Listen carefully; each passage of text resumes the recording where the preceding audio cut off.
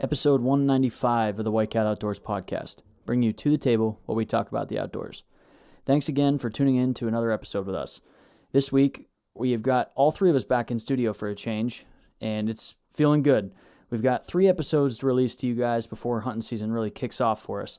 So what we thought we'd do is interview each other on season goals, secrets to our success, that sort of thing.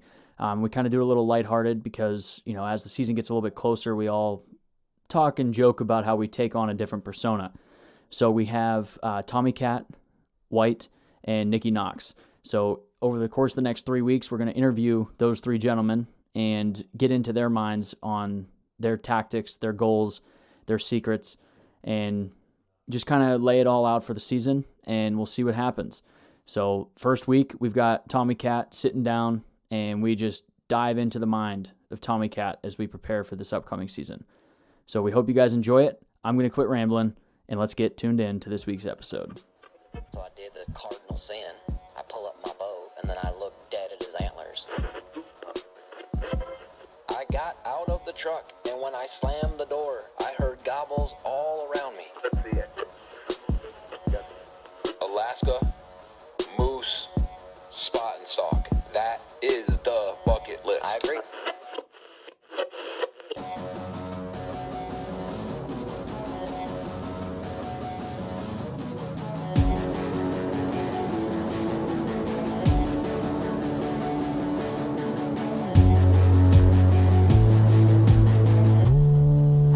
White Cat Outdoors.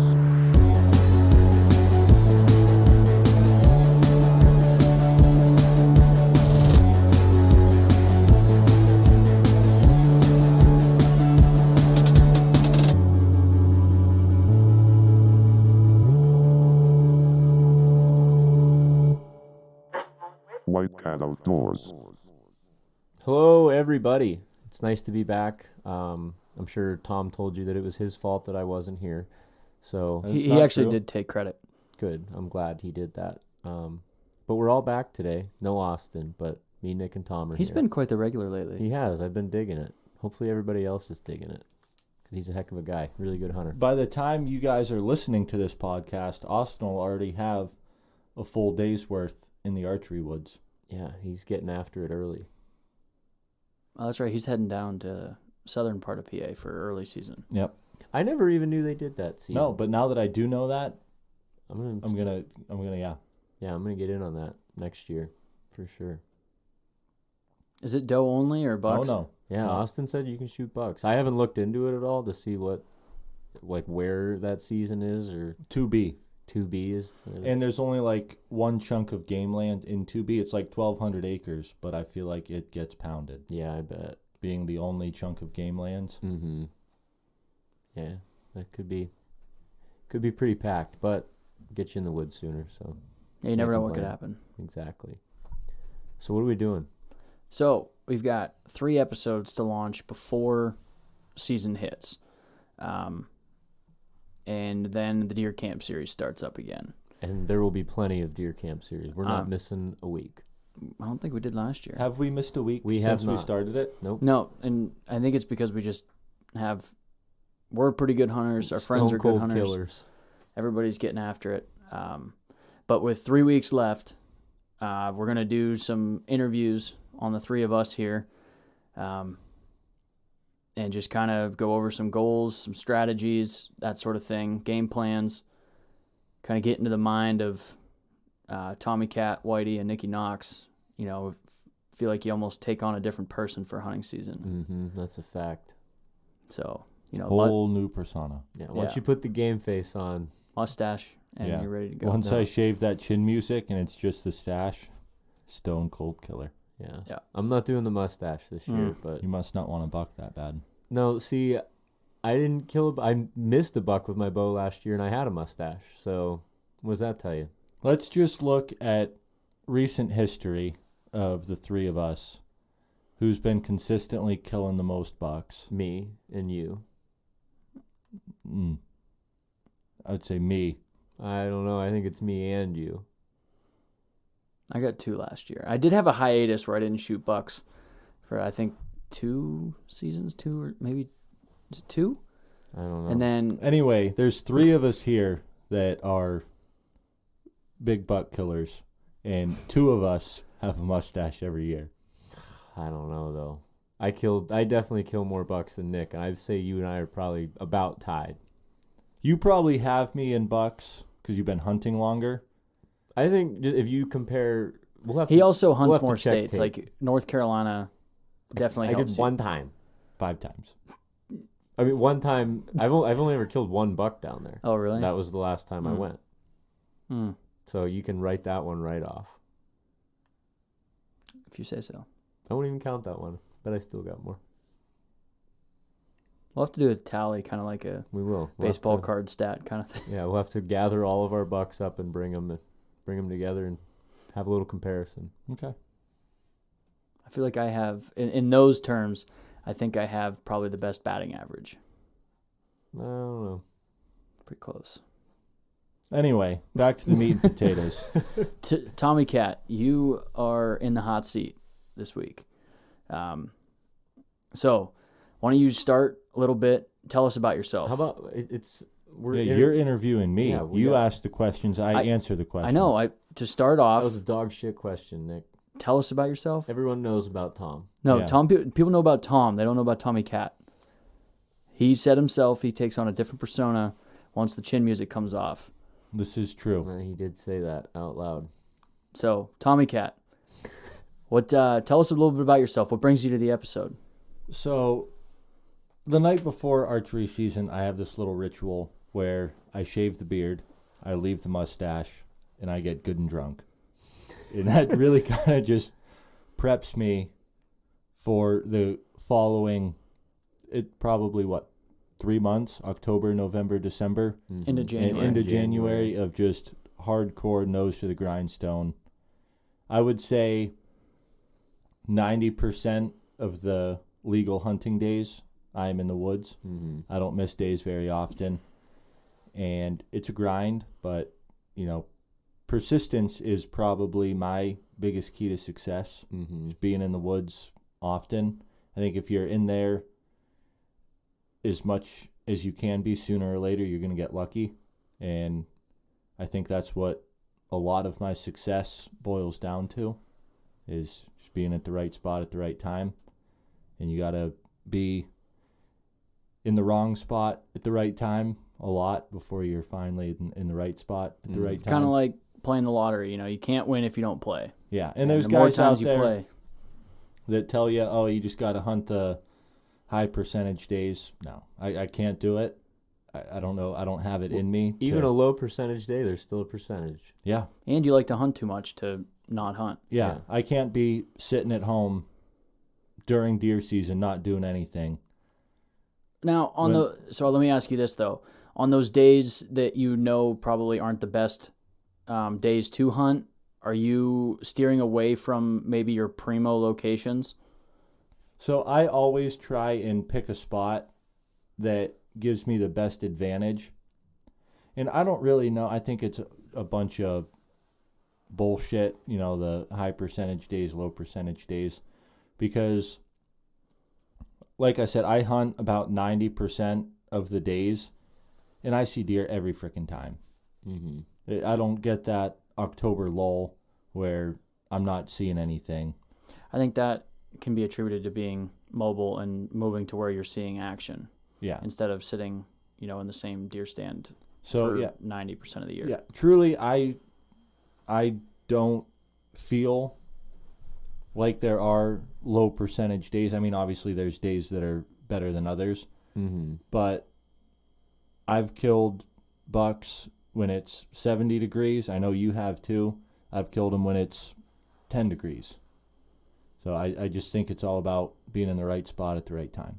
Mm-hmm. So you don't really necessarily reserve certain spots for certain times of the year. You just Well, Feel it out the day of. the farm we hunt, we kind of have like an unwritten rule that we stay away from. We kind of hunt the outskirts of the farm where you're going in, not creating too much ruckus.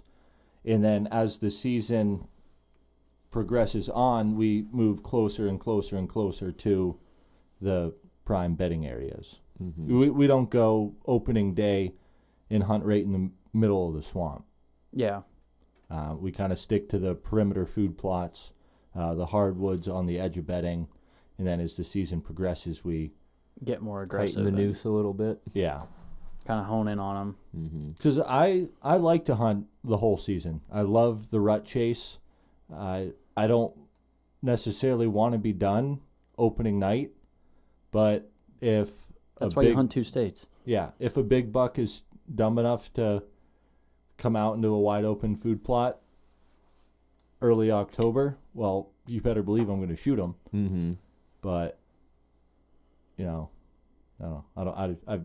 I've had opportunities to shoot decent bucks opening day, but it would have to be an absolute slammer for me to punch my tag Day one. I've actually passed up bucks on day one and then shot smaller bucks later in the season because it's crunch time. I've done that too. I've passed up bucks like during early archery season, then season kind of falls apart. You don't see anything later, and then come rifle season, I'm like, well, I guess I'm going to shoot it was definitely smaller than a lot of the bucks I've passed up, and people have said that to me. They're like, you were sending me Snapchats of these bucks that you weren't shooting in archery, and then you shoot that. I'm like, yeah, it's, time came. It was the day. See, for me, like archery and rifle are 2 totally different standards. Yeah. I really try to have the mentality of don't pass up on opening day what you would shoot on the last day. Yeah, in reference to archery season. Once rifle season hits, it's a whole new realm. So I feel like I do it. Where if I would shoot them on the last day of archery season, I'm not going to pass them on the first day. And I usually try to set myself a goal at the beginning of the year, especially now that I'm out of school and can have a lot more time to hunt. I pretty much have, like last year, I think my goal was a 120 inch. And I'm, from judging off of the hoof, I'm pretty damn good with that. Like I bet you I'm within an inch or 2 of 120. Yeah. So that's just kind of my theory. So But, speaking of goals, Tom, Nick brought up goals. Do you have a specific goal or specific Tommy set Cat, of by the goals? way. Tommy Cat laid out for the season. What do you want to get accomplished going into the season? Just have a good time. So, well, yeah, obviously I just We're want just to have going out fun. there having a good time. But I think I mentioned it on a podcast. I don't know if it was on a podcast or if we were just bullshitting. But an ex-girlfriend of mine, her dad used to call me Tommy Three Cheese. Did I mention that Yeah, on you the did. I podcast? don't know if you mentioned it on the podcast, but I know we were talking about it the other day. I don't know if it was. I would love to see how into this the mic. relates back to his goal. But I'm going to change that nickname to $3 Tommy. Oh, man. I got my PA tag, a New York archery / muzzleloader, and a New York gun tag. And I'm going to fill them all with 115-inch or better bucks. That's the goal. Yeah. That's a good goal. That's a good goal, but achievable. Yeah, definitely achievable. So, yeah. I like that. $3 Tommy. You've been close. I've gotten 2 many of times. Yeah, you and I have both done 2 several times. Last year was my first time doubling it up. Oh, it's a good feeling. It is. You feel very like good feeling. king shit. I mean, Yeah. I killed 4 deer last year, and it was a good feeling. I just knew what I was doing, it felt like. So, the big thing I got to get out of the way first is my PA buck. Mm-hmm. Because I feel like that is probably the hardest one to get. I don't know. I feel like we have hunting- more opportunities at that 110 to 115 in New York than I do in PA right now. Really? I would 100% say the opposite for me, but Our farms just aren't producing like they typically do. Huh. And then Tom and I's opportunities in New York we have plenty of deer that could break 140. yeah. So I shouldn't say plenty. That sounds cocky. Mhm. There's more than one. Yeah. Put it that way. So, yeah, that's the plan. That's the goal. Is that your only goal for the season? Another one, Break in the new bow. I'm going to do Obviously. that. That's not even a goal. It's just That's going to gonna happen. happen. Yeah. That's an event that's about to Yeah. happen. Yeah, that's a future event, a promise, if you will.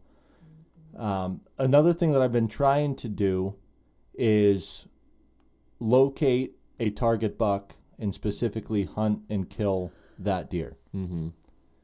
And I have a buck out at the farm that I know where he's bedding.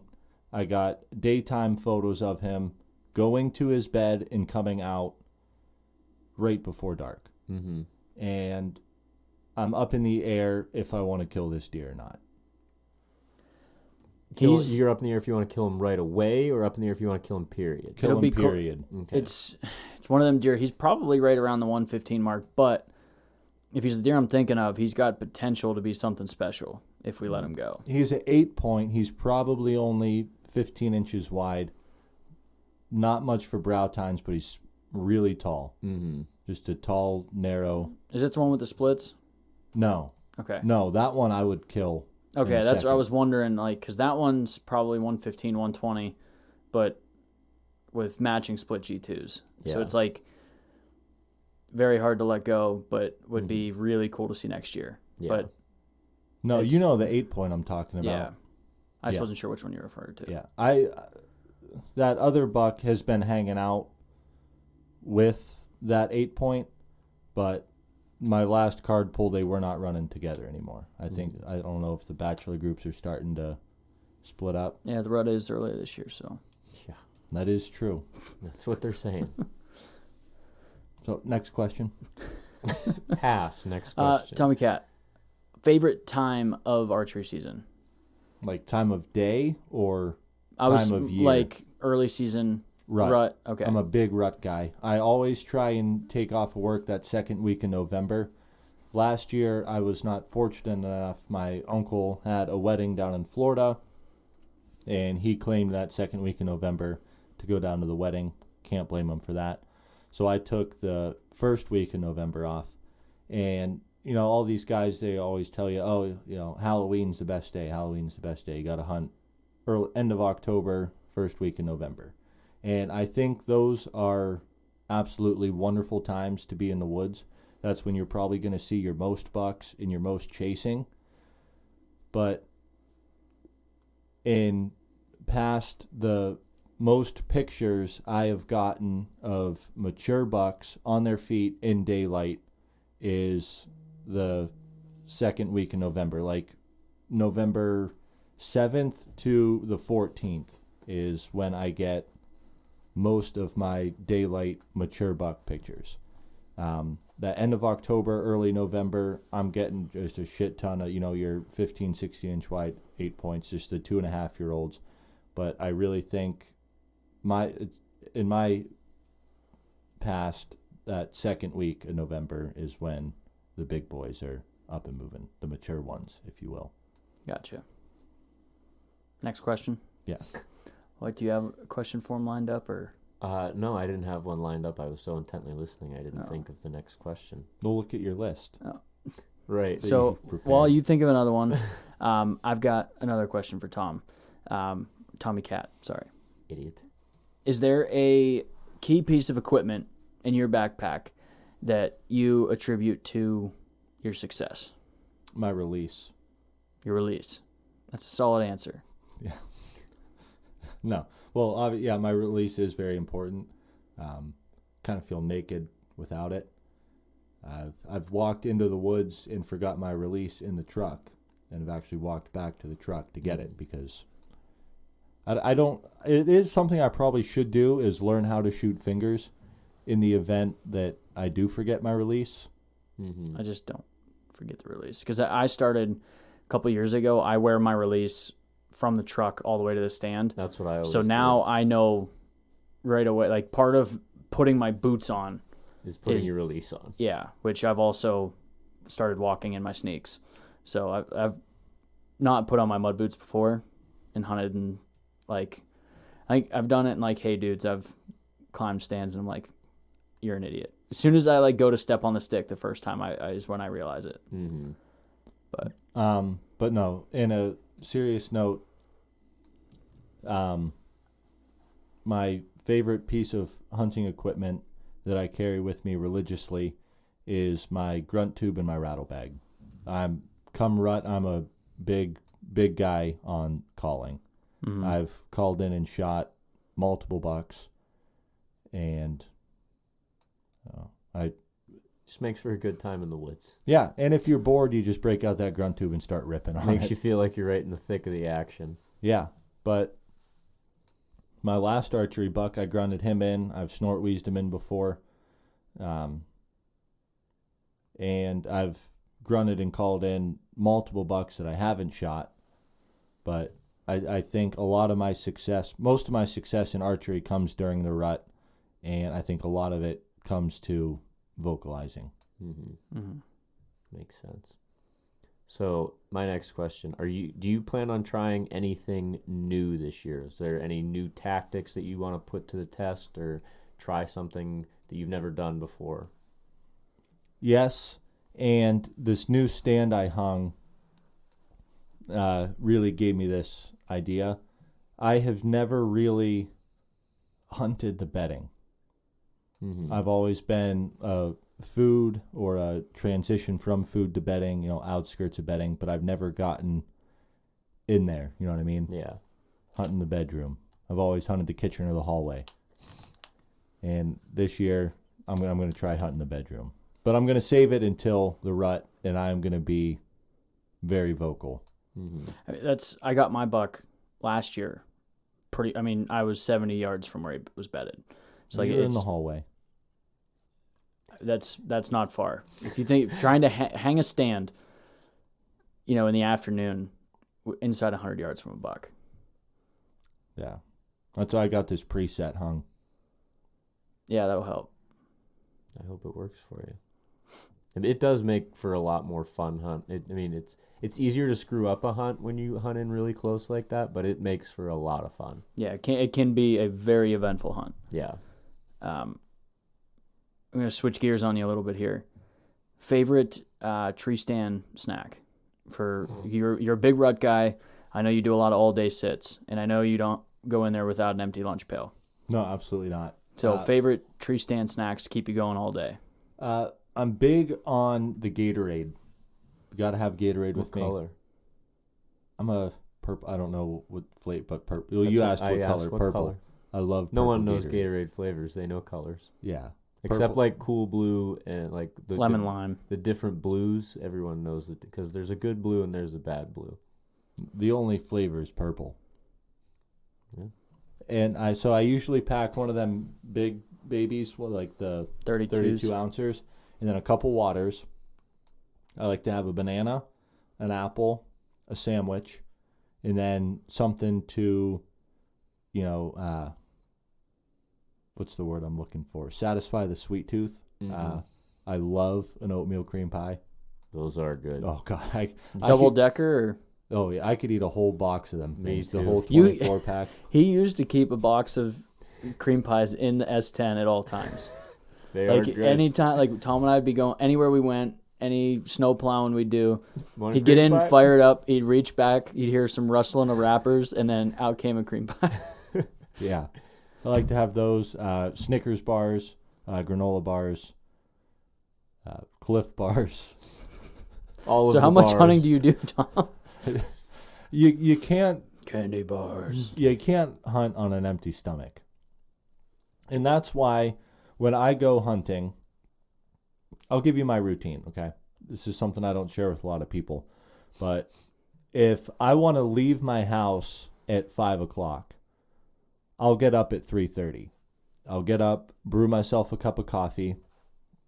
I'll drink that coffee, get the system going, work up a turd, go take a shit so I don't have to pull a Nick and shit in the woods I think every it's good single luck. day.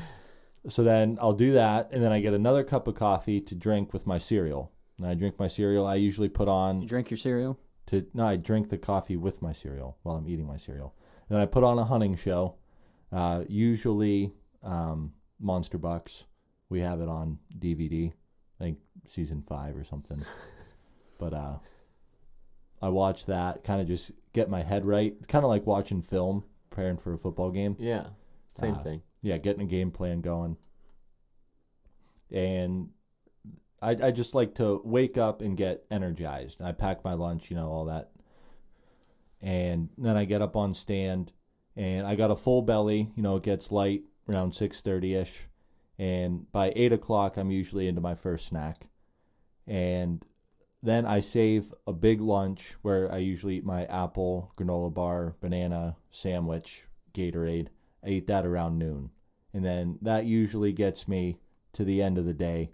I usually have a spare Snicker bar or something, a oatmeal cream pie if I need like a 3 o'clock snack to get me through the end of the day. But I don't go in the woods not prepared to eat. I think it's one of them things, like, obviously you're not going in the woods for a picnic, but I am a firm believer that anything you can do to help yourself stay in the woods longer is key. Yeah, every excuse you take away to walk out Yes. puts you in there longer. Yeah, whether it's putting foot warmers in your boots. If you're somebody that your reason for going back is your hands got cold or your feet got cold, take that away. Bring some, hot hands, something. If your excuse is, oh, I got hungry, like, bring anything that could be, like, and it's easy to think about before you get in the woods. Think to yourself, what are my excuses when I decide, it's slow and I want to go in? What excuses do you make for yourself? And do what you can to knock those out. Yeah. And I think that that's an important thing. And if Tom's is hunger, bring everything you need to make sure that you will not have an excuse to come in because you're hungry. Yeah. Well, for me, it's cold is what gets me out of the woods. But I think a big part of staying warm is staying fed. Your body needs those calories because you, believe it or not, burn a lot of calories just trying to stay warm. Well, after a long day of hunting, when it's cold, you get home and you're tired. You sat in the stand all day and you are gassed. You're ready for bed. And I'll be honest, like, when I was younger, I did a lot of hunting in like those black shacks and enclosed stands when I was real little, and I'll be the first one to admit I fell asleep during the day. Now, hunting out of lock-ons or saddles, 90% of my hunting, I don't sleep even on all-day sits. Like, I couldn't tell you the last time I slept during bow season. Yeah. Like, it's probably been at least 10 years. I usually sleep when it's still dark, like once I'm set up. Yeah, take a little snooze. Take a little snooze and then wake up when the sun peaks out. See, I don't even typically do that. I'm usually so hot and sweaty by the time I get into my stand. Like, I sweat so bad. Like, I usually am walking into the woods with like everything wide open, and I'm still sweating by the time I get set up. Especially that first setup when you're trying to remember how to do it. Yeah. You're like, okay, I want this one here, and it's just so much more work that first time. And another thing that I'm gonna try this year, and it's gonna suck. It's gonna be a grind, but it's gonna be awesome. Is every year I do what we call the rutcation, and it's I take a full week off of work. So you get Saturday, Sunday, Monday through Friday, and Saturday, Sunday. So you get 9 full days of hunting. And my plan is to do 9 consecutive all-day sits. That's a long day. That's a long 9 days. Yeah. Yeah, you'll definitely be gassed after that. But I bet you won't get through all 9 days without killing something. So. Yeah. And my hope is that I kill something at like 1 o'clock or noon or something, just to solidify why you did it. Yeah, like this is why you hunt all day in the rut. Mm-hmm. Because I mean, I've done, like, usually when I do those rutcations, I'll pick 1 or 2 days to make a picnic out of it and sit all day long. Yeah. And I have seen deer, midday. Mm-hmm. And I've gotten trail cam photos of deer midday. So I just think, might as well be out there with them. yeah, because realistically, if I'm not in the woods, I'm going to be at home sitting on the couch watching TV, waiting to go out in the woods. So might as well just stay out there. Mm-hmm. Frank, do you have any more questions? I have one to lead him off, or go ahead, send lay him it off on with. him. So, Tom, Tommy Cat, Nicky Knox. if a new hunter, never been hunting before, came up to you and wanted one piece of advice, he had, give me one thing that you could provide him information-wise, what would it be? I would say hunt your most enjoyable hunt. Because if you're not enjoying it, you're going to burn yourself out. If you're a brand new hunter and you think, oh man, I got to be out there all the time. And, your first hunt or your first couple hunts, it's snowing like crazy and freezing cold, windy, and you're not seeing anything. You're going to be like, this freaking sucks. I'm not doing this anymore. Wait till you get addicted to hunting before you start doing that yourself. Yeah. Because I think part of the reason why I'm so in love with hunting is when we first started, we were put up in black shacks. We had heaters. My grandpa would cook hot dogs and sausage on the grill. He'd bring freaking cake out there, and he made it fun. He made it enjoyable to where we got hooked on, yeah, let's go hunting. And then you started punishing yourself. Yeah, and then once you got that bug, like once you got some bucks under your belt, you're like, I want to do this more. I want to get better at it. And then you realize down the road, like, maybe this black shack that's been here for 20 years isn't the best spot. Maybe I need to be out there in a mobile setup, just, 80, 90 yards away from that black shack where we've been seeing all the deer move. Mm-hmm. And then you go out there and you shoot a buck in a snowstorm and you get that adrenaline rush and you're like, this is why we do it. Mm-hmm. You endure that shitty weather and all the other stuff. Yeah, because you know what you're working for. If you've never gone out and shot a buck or a doe and got that adrenaline rush, I mean, people can tell you what it's like, but you don't know what it's like until you really experience it. Yeah. I would agree with that. So, I mean, I think once you get that feeling under your belt, then it's worth the cold, the snow, the wind, the rain, the 500-yard walk to your stand in the 90 degrees. Mm-hmm. Then once you know what you're chasing, it's worth it. But if you're brand new into it and you don't know what you're chasing, you can burn yourself out. So I would just make it enjoyable. Because if you're not having fun, you're going to burn yourself out and you're going to quit doing it. Mm-hmm. That's a good one. I Well, dig it. Tommy Cat, I really appreciate you joining us on this episode to sit down and get us into the mind of Tommy Cat as the season approaches. Mm-hmm. So I wish you the best of luck on this upcoming hunting season. Thank you. I hope every single goal that you've set for yourself is achieved. Mm-hmm. And I hope that we hear plenty of Deer Camp series coming from you this year. Probably here 5. All right. We'll add that to your list of goals. Thanks, everybody, for listening to another episode of the White Cat Outdoors podcast. We're going to be out there shooting bows all the next couple weeks, getting ready for the season, and we hope you are too. And you guys all know what to do. Get outside.